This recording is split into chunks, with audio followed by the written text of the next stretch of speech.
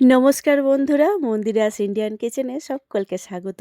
আমি মন্দিরা ফ্রম সিমলা। চলে এসেছি আবারও নতুন একটা রেসিপি নিয়ে আপনাদের সামনে। শুধুমাত্র আটা দিয়েই বানিয়ে ফেলতে পারবেন এত মজাদার খাস্তা ও মুচমুচে বিস্কুট বা কুকিজ, কোনো রকম বেক করা ঝামেলা ছাড়াই।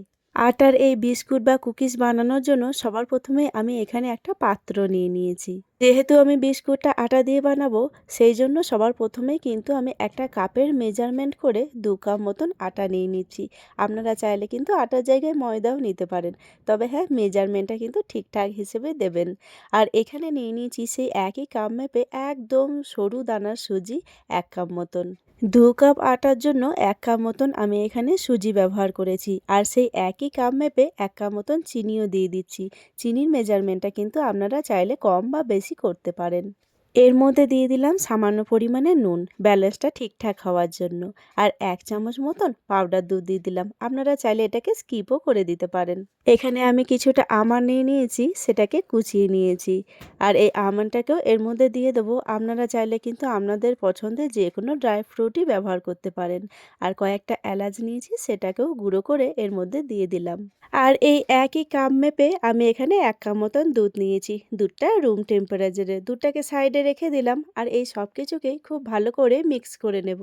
সব কিছুকে খুব ভালো করে মিক্স করে নেওয়ার পরে অল্প অল্প করে দুধ দিয়ে এটাকে একটা ভালো মতন ডো বানিয়ে নেব।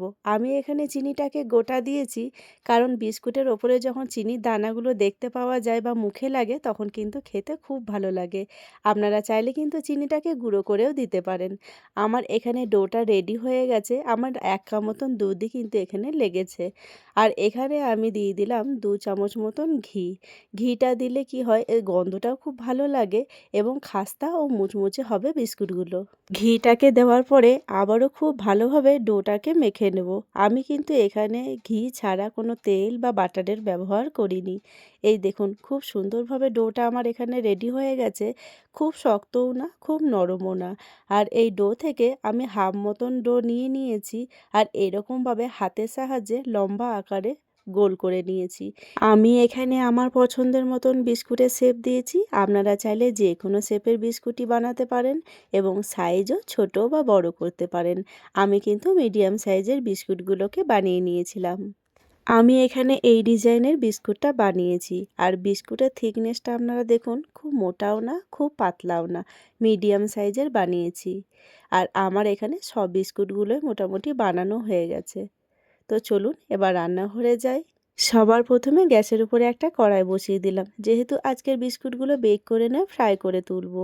আর এই কড়াইয়ের মধ্যে পরিমাণ মতন তেল দিয়ে দিলাম। তেলটা একটু গরম হয়ে গেলেই আমরা এর মধ্যে বিস্কুটগুলোকে দিয়ে দেব। হ্যাঁ, এখানে গ্যাসের ফ্লেমটা কিন্তু আমার মিডিয়ামে রয়েছে। গ্যাসের ফ্লেমটা মিডিয়ামে করে যদি ভাজা হয় বিস্কুটগুলো, তাহলে বিস্কুটগুলো খুব খাস্তা ও মুচমুচে হবে।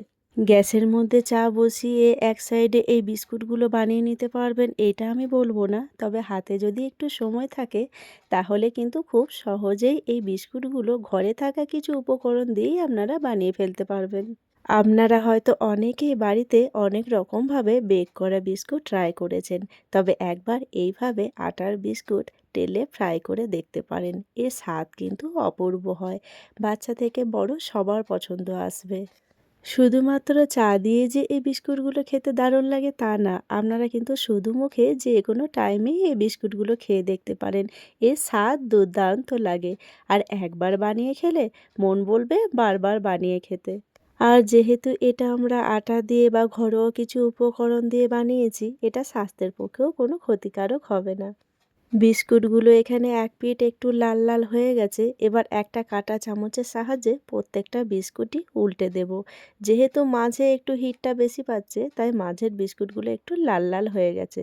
তবে লাল লাল হয়ে গেছে বলে কিন্তু বিস্কুটগুলো খেতে কিন্তু খারাপ লাগবে না। খেতে কিন্তু দারুণই লাগবে, খাস্তা একদম মুচমুচে। এখানে বিস্কুটগুলো প্রায় দুদিকটাই খুব সুন্দরভাবে ভাজা হয়ে গেছে। এর থেকে আর বেশি লাল লাল করব না। আর বিস্কুটগুলো দেখতে দেখুন খুব সুন্দর হয়েছে। এবার একটা পাত্রের মধ্যে সব বিস্কুটগুলোকে আস্তে আস্তে তুলে নেব। আটার এই বিস্কুটগুলো আপনারা কিন্তু বেশি পরিমাণে বানিয়ে রেখে স্টোর করে অনেক দিন পর্যন্ত খেতে পারবেন। বিস্কুটগুলো দেখতে দেখুন কি দারুণ হয়েছে। আর যেহেতু এখানে গোটা চিনি ব্যবহার করেছি, বিস্কুটের ওপরে চিনির দানাগুলো দেখতে পাওয়া যাচ্ছে, তো দেখতে আরও সুন্দর লাগছে। আর একটা বিস্কুট দেখুন আমি এখানে ভেঙেও দেখালাম কতটা খাস্তা এবং ভেতর থেকে মুচমুচে হয়েছে। আর চিনির দানাগুলো যখন মুখে লাগবে তখন বিস্কুটটা খেতে আরও বেশি টেস্টি লাগবে। আমার এই ছোট ছোট রান্নার রেসিপিগুলো যদি আপনাদের একটুও ভালো লেগে থাকে, তাহলে লাইক, শেয়ার, সাবস্ক্রাইব করে পাশে থাকার অনুরোধ রইল। আপনাদের একটা লাইক আর সুন্দর সুন্দর কমেন্টগুলো আমাদের আগামী দিনে আরও সুন্দর সুন্দর ভিডিও করার অনুপ্রেরণা দেয়।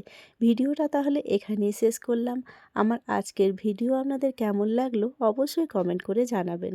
ভালো লাগলে লাইক, শেয়ার, সাবস্ক্রাইব করে পাশে থাকবেন। আবারও আসবো নতুন কোনো একটা ভিডিও নিয়ে। ততক্ষণের জন্য সবাই ভালো থাকবেন, সুস্থ থাকবেন।